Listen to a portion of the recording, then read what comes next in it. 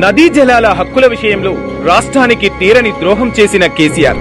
Palamuru Rangareddy lift కి నీటి కేటాయింపుపై తీవ్ర నిర్లక్ష్యం చూపిన ఆనాటి బీఆర్ఎస్ సర్కార్ 18 ఆగస్టు 2022న బీఆర్ఎస్ ప్రభుత్వం జారీ చేసిన జీవో నెంబర్ 246ని బయటపెట్టిన రేవంత్ సర్కార్ గతంలో రాష్ట్రానికి 299 టీఎంసీలు సరిపోతాయని అపెక్స్ కౌన్సిల్లోనూ సంతకం చేసిన కేసీఆర్ 90 టీఎంసీలు సరిపోతాయని జీవో జారీ చేసి నేడు అబద్దాలు చెబుతున్న కేసీఆర్ ఎందుకు?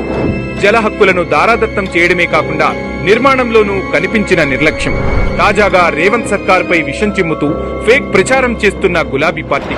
ప్రాజెక్టులపై అన్ని అంశాలు అసెంబ్లీలో చర్చిద్దామని సవాల్ విసిరిన సీఎం రేవంత్ రెడ్డి. అసెంబ్లీలో చర్చకు వస్తే తమ కుట్రలు బయటపడతాయన్న భయంతో పారిపోయిన కేసీఆర్ పెయిడ్ ఫేక్ మీడియాతో ప్రచారం చేయించి మరోసారి పరువు పోగొట్టుకున్న కేటీఆర్.